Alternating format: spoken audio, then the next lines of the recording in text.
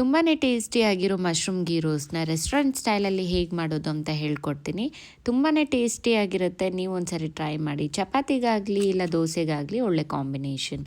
Hi ಎಲ್ರಿಗೂ ನಮಸ್ಕಾರ. Welcome back to Priya's kitchen recipe. ನಾನಿವತ್ತು ಮಶ್ರೂಮ್ ಗೀ ರೋಸ್ಟ್ ಹೇಗೆ ಮಾಡೋದು ಅಂತ ಹೇಳ್ಕೊಡ್ತೀನಿ. ಮೊದಲಿಗೆ ರೋಸ್ಟಿಂಗ್ ಪ್ಯಾನಲ್ಲಿ ಅರ್ಧ ಸ್ಪೂನ್ ಜೀರಿಗೆ, 1/4 ಸ್ಪೂನ್ ಮೆಂತೆ, 1 ಸ್ಪೂನ್ ಧನಿಯಾ, ಅರ್ಧ ಸ್ಪೂನ್ ಕಾಳು ಮೆಣಸು, 2 ಒಣಮೆಣಸಿನ್ಕಾಯಿ ರೋಸ್ಟ್ ಮಾಡಿ ಜಾರಿಗೆ ಟ್ರಾನ್ಸ್ಫರ್ ಮಾಡ್ಕೊಳ್ಳೋಣ. ನೆನೆಸಿಟ್ಕೊಂಡಿರೋ ಬ್ಯಾಡಗಿ ಮೆಣಸಿನ್ಕಾಯಿ ಗೋಡಂಬಿನ ಇದಕ್ಕೆ ಸೇರಿಸ್ಕೊಂಡು ಸ್ವಲ್ಪ ಬೆಳ್ಳುಳ್ಳಿ, ಸ್ವಲ್ಪ ಹುಣಸೆಹಣ್ಣು ಹಾಕಿ ಪೇಸ್ಟ್ ಮಾಡಿ ಎತ್ತಿಟ್ಕೊಳ್ತಾ ಇದ್ದೀನಿ. ಈಗ ಕಡಾಯಲ್ಲಿ 1 ಸ್ಪೂನ್ ತುಪ್ಪನ ಹಾಕಿ ಕಟ್ ಮಾಡ್ಕೊಂಡಿರೋ ಮಶ್ರೂಮ್ಸ್ನ ಹಾಕ್ಕೊತಾ ಇದ್ದೀನಿ. ಇದಕ್ಕೆ 1 ಸ್ಪೂನ್ ಉಪ್ಪನ್ನ ಹಾಕಿ 2 ನಿಮಿಷ ಕುಕ್ ಮಾಡ್ಕೊತಾ ಇದ್ದೀನಿ. ಕುಕ್ ಮಾಡಿದ್ದಾದಮೇಲೆ ಇದನ್ನು ಸೈಡಿಗೆ ಎತ್ತಿಟ್ಕೊಂಡು ಅದೇ ಕಡಾಯಲ್ಲಿ 1 ಸ್ಪೂನ್ ತುಪ್ಪ ಹಾಕಿ ಚಿಕ್ಕದಾಗಿ ಕಟ್ ಮಾಡ್ಕೊಂಡಿರೋ ಈರುಳ್ಳಿನ ಸೇರಿಸಿ ಗೋಲ್ಡನ್ ಫ್ರೈ ಆದಮೇಲೆ ಪೇಸ್ಟ್ ಮಾಡ್ಕೊಂಡಿರೋದನ್ನ ಇದಕ್ಕೆ ಸೇರಿಸಿ 1-2 ನಿಮಿಷ ಕುಕ್ ಮಾಡ್ಕೊಳ್ಳೋಣ.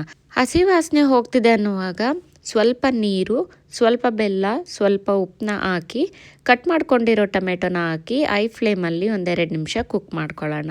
ಟೊಮೆಟೊ ಸಾಫ್ಟ್ ಆದಮೇಲೆ ಆಗಲೇ ತೆಗೆದಿಟ್ಕೊಂಡಿರೋ ಮಶ್ರೂಮ್ನ ಇದಕ್ಕೆ ಸೇರಿಸಿ 1-2 ನಿಮಿಷ ಕುಕ್ ಮಾಡ್ಕೊಬೇಕು. ಈಗ ಫ್ಲೇಮ್ನ ಆಫ್ ಮಾಡಿ ಸರ್ವ್ ಮಾಡಿದ್ರೆ ತುಂಬಾ ಡಿಲಿಷಿಯಸ್ ಆಗಿರೋ ಮಶ್ರೂಮ್ ಗೀ ರೋಸ್ಟ್ ರೆಡಿ.